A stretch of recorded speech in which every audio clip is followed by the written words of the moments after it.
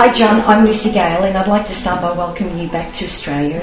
John, before we get into it, can you explain to our uninitiated viewers what you do and why you do it? Well, I'm a psychic medium. I've been doing that work now. I've been doing this work for about 30 years. I started when I was 15. I'll be 45 this year.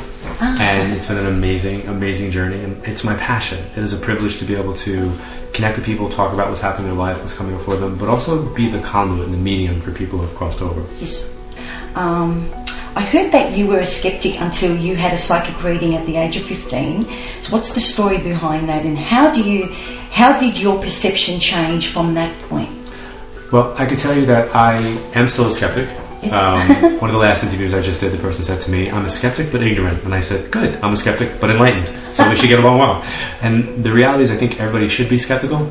My journey was I did not believe it was possible. So I was skeptical on the borderline of almost, cynical. And my mom's family used to have psychics come to the house. And I just said, she's not going to be able to read me. I went for the session. She did a reading. Yep. Changed my life. Told me I had this ability. And that this was something I was supposed to be working with. So I started studying the subject matter and recognized that I didn't develop my abilities. It was more like I remembered that I had them. I realized that I had them.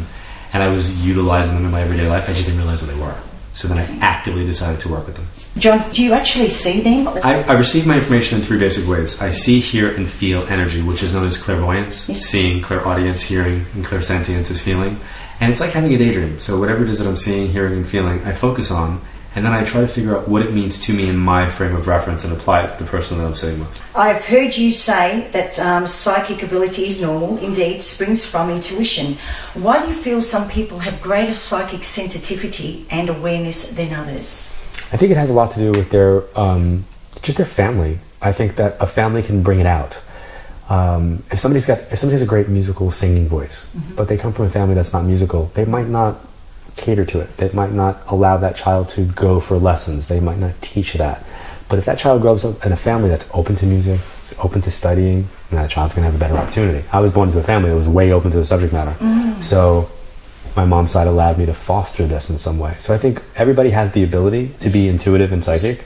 I don't think everybody has the ability to the point where they should do it for other people. Yeah. But I think everybody has it to the point that they should learn about it for themselves so that they can live a more intuitive life. And make empowered choices. Because I think some people are afraid to actually, if they've got that gift, some people may be afraid to express. Yes. I feel some people... Or they get spooked out by it. Yeah, they get spooked out by it. Or they get freaked out because they know something's going to happen or that something's going to take place. Yeah, true. In history, there are many examples of mediums and clairvoyants. Are there any historical methods you like, and why do you think mankind has always been fascinated with psychic energies? I think people are fascinated inherently with the unknown. And I think it's human nature to question things. I always think it's important to question everything. I question everything. I think it's important. That's how you get your answers. So I was always the kid asking why. I remember at 9 or 10 years old, my Aunt Roseanne literally saying, shut up. Why did we ever teach you how to speak? Like, it was like, because I always said question on top of question on top of question. So I think mankind, humanity is always seeking information, answers, and wanting to learn more. And as a species, we're trying to evolve. Yes. So I think that's the reason why. As far as historic methods and all that kind of stuff, I think that we have evolved in such a way that we're in this technological society where, just a decade ago, there were no iPads. And now people can't live without them, and they're walking around with these tablets and these devices and phones. And so you could see in the world that we're living in, information and the accessibility to that information happens on an electronic and technological way every day. Frequencies and energy. So now just take the device out and recognize that we all have that built-in iPod, iPhone in our head. And we have our own operating system of intuition. Some people recognize it, they tap into it, they tune into it, and they use it.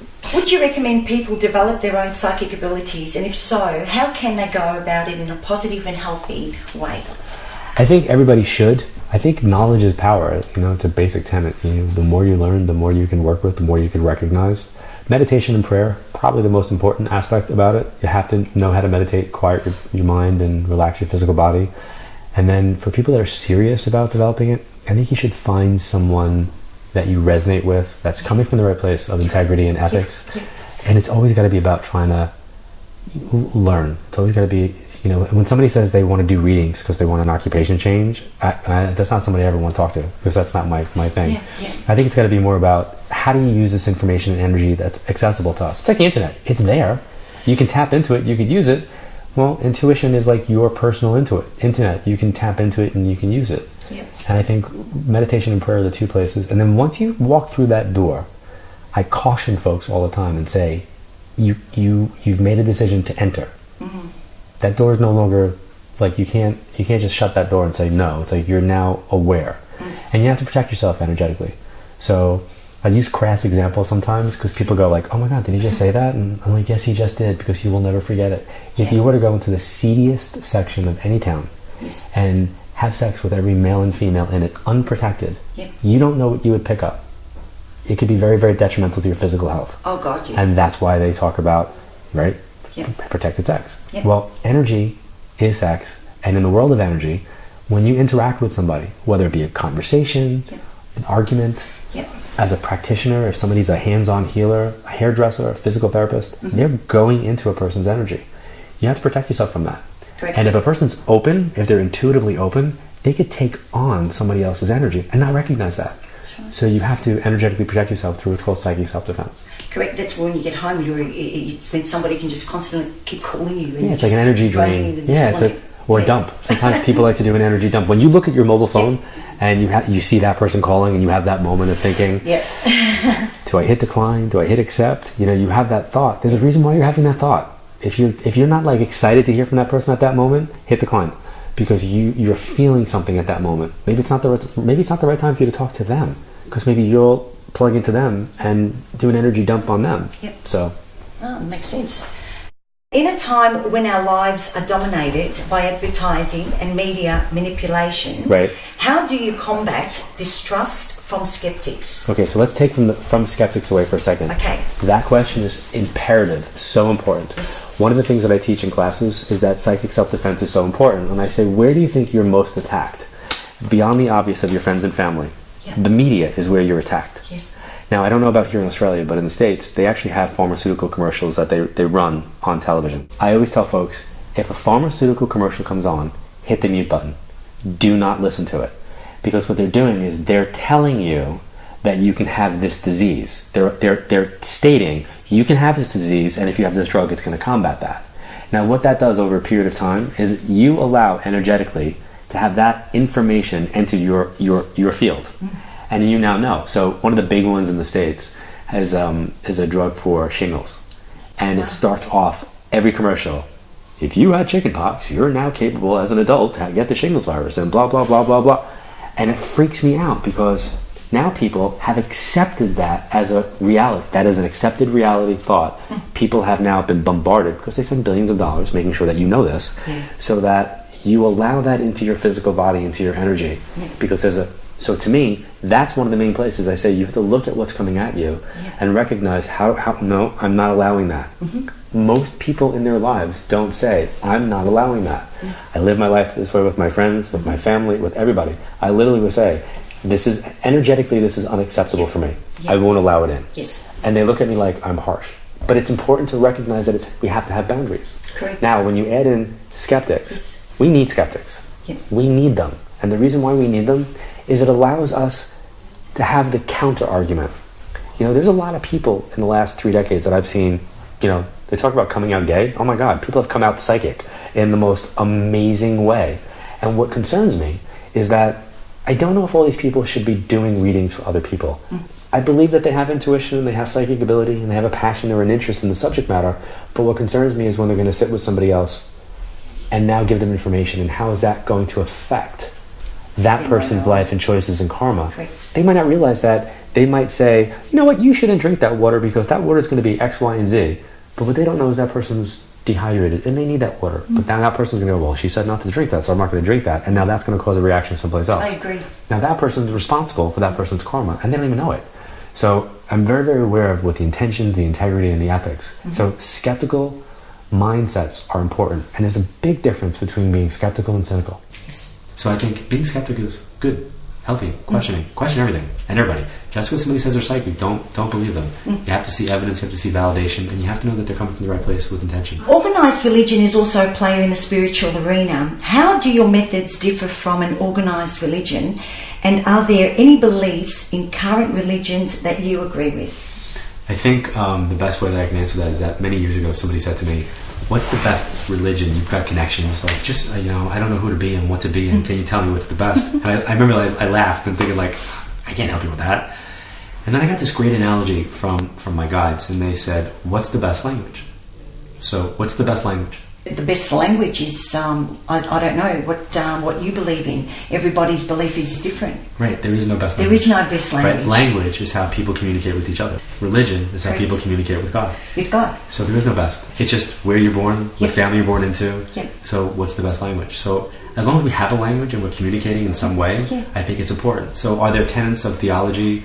Sure. I was raised Catholic, and I think the worst thing that I ever did was take a theology course in college where I studied about Christianity and all the terrible things that happened as a result of people's belief systems and fighting for this God or fighting for that God, and how there were New Age beliefs that were written out of Catholicism and Christianity because then people wouldn't want to go to church because they were being self-empowered. It's like all these really interesting things that nobody talks about. But like I studied that and I thought, like, wow, I feel anti-religious. So for a long period of time I went to a place of religion is not connected to what I do. And the reason why is I try to paint a portrait of energy. And how a person chooses to frame that portrait is up to them. And any religion will do. It doesn't matter what religion you are. Everybody passes, everybody can connect with energy, everybody is on the other side. So I think that a lot of religions have themes that run through them that are very, very similar, and that everybody can look at that. But then people use it like statistics, and they use it as a tool. They want to argue chapter and verse. And they don't recognize that the Bible itself was actually a channeled psychic book. It was an inspired book. For me, this work has only enhanced my belief in my faith. I consider myself a recovering Catholic, but I'm still Catholic by nature. My kids are being raised Catholic because it's the language that I spoke. It's the language that their mom speaks. John, what is your main message? My main message is that there's more to life than just getting up in the morning, going to work, raising your kids, doing that. But we have to connect with each other while we're here. Take the opportunity to say to people the things that we mean and feel while we're here. Try to come from a place of love. Don't let fear be your motivation. So many people come from a place of fear because they're afraid of what this one's going to think, or they're afraid of what that one's going to think, or they allow their life to get stagnant. And decisions don't get made because of fear, and they're afraid that they're going to hurt this person's feelings, they're going to hurt that person's feelings, and they don't keep themselves in balance. So I think the message is use your intuition and your voice inside to guide you to make important decisions. Be as in balance as you possibly can. Don't let other people dump on you and take away your energy, your empowerment. And sometimes it makes you wildly unpopular. People might think that you're being selfish. And there's a fine line between what I'm saying and people who are being narcissistic and selfish as well. But I think it's got to be a personal kind of voyage. And then when it comes to the other side, say the things to people while they're here. Don't wait. Nobody talks about death. Talk about it, because it's going to happen. Anybody watching this is going to die. It's going to happen. We're all going to get there. So we just don't know when it's going to happen. And the important thing is to have conversations with people in your life while they're here. So you don't have to wonder, did they love me? Did they think this? Did they know I love them? Have all these conversations now, so that when the people that we love leave, you don't have to wonder, did mom love me? Of course mom loved you, because she said it and she showed it and she did it. Maybe not in words, but we've had that conversation. So I think it's really important to have a conversation and say the things that you need to say now. If you don't come from a family that has that huggy, kissy, emotional, verbal kind of thing going on, say to them, in case I get abducted by aliens. And then they laugh. And then slip in there whatever it is you need to say. But you make that statement, in case I get abducted by aliens. And I know people use it because I hear the stories. And in case I get abducted by aliens. Because it seems preposterous and crazy, and it feels like it's disarming. But then you can actually make that statement, like, I really appreciate you, or thank you, or I love you, or just in case, you get your point across. As a medium, do you experience fear of hostility, either from the living or those that have passed? And if so, how do you deal with this? I don't feel it from people who have passed. Okay. I absolutely feel it from people who are living. A lot of people come at me because they're upset that they lost the person that they're coming at me to connect with.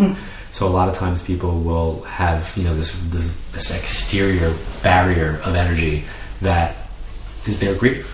I had one woman that was on my waiting list at one point for 7 years, and she sat in front of me pouting, like literally almost pouting, and I was like, whoa. And And I said, are you okay? And she goes, yeah, I'm fine. I was like, okay. And it was, you literally could feel it, see it. You didn't be psychic. She had an attitude about her. And I just had to like go, I'm not really comfortable like starting the session. I said, let's just kind of take a deep breath. Let's whatever. And she's like, no, I'm totally fine. I'm very excited about doing this. I'm like, okay. Started the reading. It was like playing a game of energetic tennis. Everything I said, she served back with a no. And it was, by the way, all accurate information, because when we got done with the session, everything was accurate. But in the beginning part of it, she didn't want to have to acknowledge this person had passed. She didn't want to have to confront the tragic way the person had passed. And here I was. I wasn't giving her the new agey, loving, peace, light, and love other side. They're standing behind you, playing with your hair. They love you so much, and they see what's going on around you. It was, this person was murdered. This person had this kind of tragic passing, or here's who they're with, and they're sorry about the breakup. Like real life stuff. She didn't want to confront that. So I finally said, we're done. And she like looked at me and said, what? I said, we're done. She goes, what do you mean we're done? She goes, I've waited 7 years for this. And I looked right at her and go, then act like you waited 7 years for this. Because I didn't wait 7 years to see you. You waited 7 years to see me. And she had this moment of like what? Now, I did that on purpose. Because I wanted to like, basically, put her in a place of allowing this to happen. And I think that we have to allow things to take place. And in the way that they need to. We're an amalgamation of our experiences. And those experiences sometimes bog us down. And they weigh us down. And people say, and people are going to watch this, they're going to say, I can't do this anymore. Like, I just can't take another loss. I can't take another breakup. I can't take another this. I can't take another that. And I agree. You can't. So shift it. Shift your perspective about it. Because we can. Recently, and I say recently in the last year, like I always point when I'm reading. And I'll do this. I've never really explained that. What I'm pointing to is a line of probability. Okay. So if I point this direction, it's the past, here's the future, and that way, here's the present, that way is the future. I never really explained that. And then an event I was doing, this woman's, I think it was her mom, came through and said, my daughter puts me in her past. I'm not her past. I'm her future. I'm her destination, and I'll be there for her when she crosses. And I had this like epiphany, this moment where I'm standing in front of like 300 people there, and I'm like standing there going, oh my God, I'm her.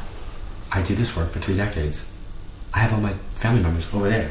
They're all over there. Like in my perspective, even doing this work, on my timeline, I have them over there.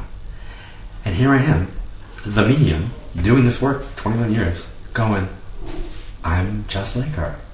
And I had this realization, like, I have to move them. They're not there. They're there too. Like, and this is all in front of everybody in my head, right? This is, so I'm being like really quiet. I'm not talking, and people think I'm receiving information, and I'm having like my own self-analysis session going on. And I thought, well, I can either not acknowledge this and move on to the next thing, or I could be the teacher. And I said, guys, I gotta just tell you, like, I'm you. Like, I do that. I have my mother, my grandmother, my aunt, my friends. They're all over here. Up until now, I'm gonna like put them there. It doesn't take them or erase them from our past, but it actively puts them in our future to recognize that we're going to see them again. And even though I knew that, I know that, just a different perspective. So I think when we change our perspectives, even about the everyday stuff, the relationships, we live a better, more empowered life. And that's what this is about. It's about using energy in a positive way. A lot of people say, like, oh, that's the guy from Crossing Over. It's like, yes, that's the guy from Crossing Over, but he doesn't just help people cross over. He wants to help people evolve with understanding. And the way you do that is with information. Do you also get spirits that aren't in the light? Like, do they? Do you ever? No, I really don't. All in the light. Yeah, a lot of people ask me that, and they always ask me about like hauntings and all that. I don't have that. I really, I have people that come through because you choose not to. I think maybe. I think it exists, but I think that the people that are being directed to me, I'm a hard ass, to be quite honest. So it's like they have to work through their stuff on the other side and come through and validate for me who they are for the people that I'm working with. And I have a good team of energies that I work with over there on that side that I think kind of keep out negative energy. Yeah, good. Okay. What was that? Okay. What is the message you most often receive when communicating with the other side? Ironically, the message that I most often receive is the message that most people want to come to me for. They're okay. Fantastic. Yeah. That's the message. Yeah. And now everything else is just kind of like backing that up and trying to like figure out who I'm talking to. But the message is that they are okay. John, is it almost like when somebody passes away, it's almost like there's a glass window, and they're all on the other side celebrating new life again? Think about Facebook. Okay. Think about the other side as being like the social network, the original social network. Yeah. We're tethered by it. We're connected to it. Yes. They see our updates, our photos. They see what we're connected to, but they can't be with us on a physical level. But people interact all the time.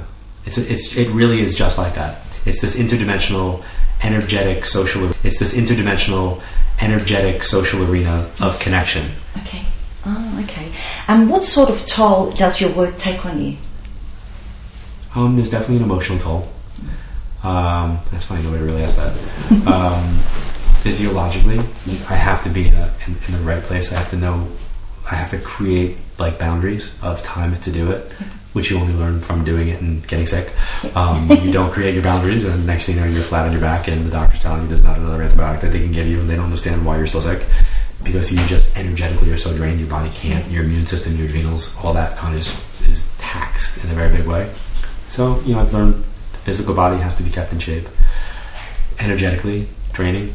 Do you ever sleep? Like find yourself sleeping, like tired? The opposite. I have problems sleeping. Oh, really? Yeah, I think the energy that I tap into affects my sleep patterns. So I have a tough time sleeping. When I do sleep, I don't sleep for very long periods of time. So sleeping is definitely an issue when it comes for me doing this work. Oh, okay. And do you ever doubt yourself? I only doubted myself once. It was early on, and I was doing this work. I want to say already 4 years. It's the first 2 years I was kind of just doing psychic readings, and then 2 years in I was kind of doing this. And I was doing a small group, and this young girl's mom came through really, really loud. I mean, she was awesome. I remember everybody in the room was very, very moved by what came through and how it came through. Okay. Then at the end, I just said to her, I go, my God, your mom was amazing to work with. There's only 2 things she hasn't told me. How she passed and when she passed. And the girl was crying, and she goes, that's because she didn't. And I went, what? And she goes, I'm like, and in that, like, there was like that snapshot moment of like all these things that went through my head, like, oh my God, all the cynics are right. I'm just a mind reader and I'm picking up information, and I'm like going through all these. And I realized I was not accurate when she made her statement, which was her mom was clinically brain dead and was being kept alive on life support. And it actually did the opposite for me. It made me go to a place of, whoa, consciousness can exist outside the physical body. The physical body is like the car, and the car's still running, but she's the driver. The driver's out. It was this whole kind of like moment. So the moment that caused me the most doubt was the moment that caused me the most solid belief at the same time. But that half a split second before she validated that was such a horrific feeling, because I was like, oh my God. Because the cynics will say that I have 2 options. I'm either delusional, because I think I could do this, or I'm this really horrible person that's preying on the vulnerability of grieving people. Wow. So, you have that moment, and you're like going, oh my God. And then the biggest awakening for me happened when she said her mom was clinically brain dead and being kept alive. That was it. Wow. It was a total mind wow of a moment.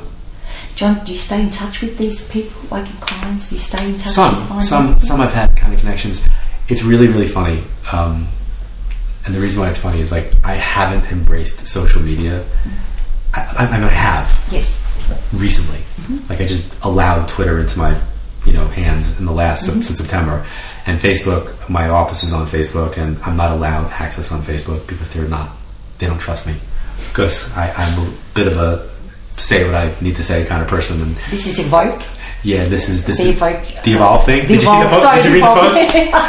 I go into. I literally had my office post that as I have them post that as is, and everybody was in complete shock that I would say that, and I'm like, listen, I'm a person. I'm going to state things. If you don't read it, I'm going to state it. Here it is. So, but my office does Facebook, and they're my medium for that. Yep. I actually am the person on Twitter because they say I can't get in too much trouble with 140 characters. Yep. But I keep boundaries now. Yes. And the reason that I don't keep in contact with the people is I always feel like as a medium, I can't know my clients. I can't be connected to my clients. I can't have any. So I always felt like I was like a hit and run. I come into your life, I do the reading, and I'm gone. And Crossing Over changed that, where the people then stayed, and the producer sat with them, and they talked about the stories.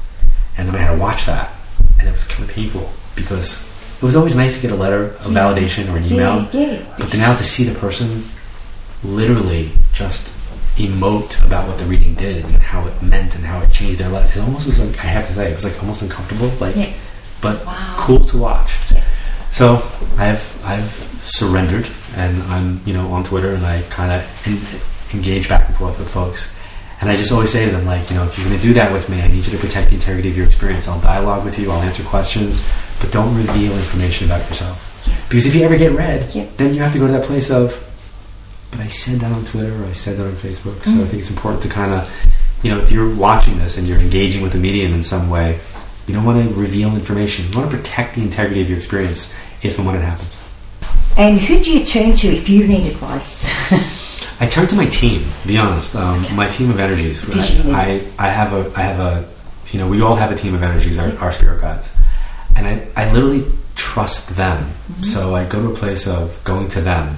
I don't always like what they say, but I do trust them. You need that. Yeah. Right, and I always equate, like right now, we're doing this, and you have a team of producers that are around you, but nobody sees that. Yeah. But they're all here, right? They're all helping you do what you do.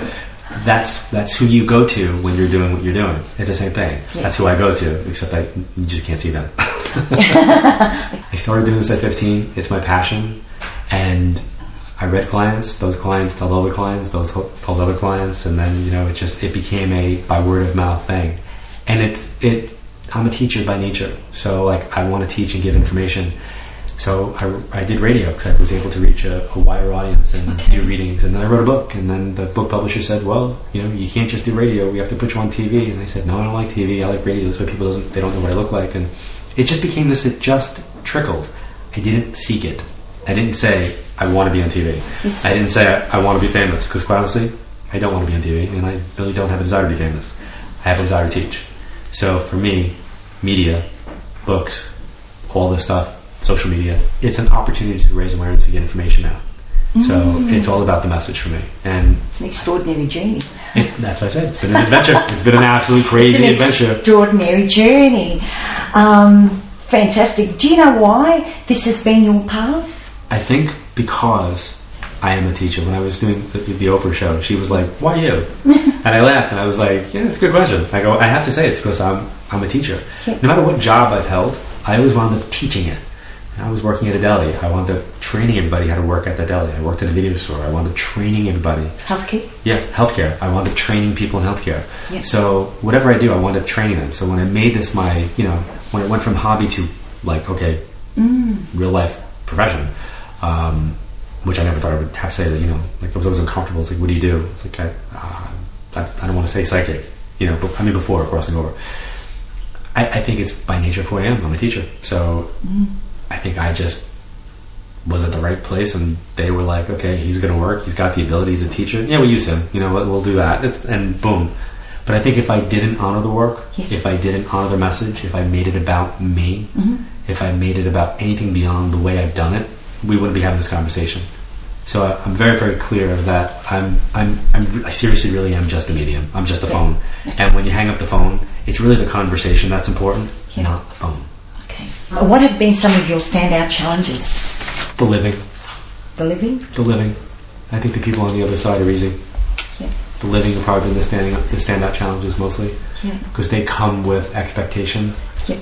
And those on the other side come with intention. And sometimes they don't meet it. Yeah, that's true. Expectation leads to disappointment. So. Oh, okay. What are some of your personal motivations for continuing to travel the world and do what you do? I made a promise. That's a promise I made to my guides. Mm-hmm. Like they kind of said, like, will you do this? And I said yes, and I have a deal with them that I will do this as long as I'm physically able to and capable. Mm-hmm. And then at a certain point, part of my deal is I get a chance to go away. Mm-hmm. Meaning I will not be in front of a camera. I will not be on radio. I will just do what I do. Mm-hmm. But they haven't told me when that point is yet. Yep. I thought that point was going to happen. It hasn't quite hit yet, but I appreciate the opportunity. It is a privilege. It's fantastic. What is the most enjoyable part of your work? When you see the lights go on in somebody's eyes.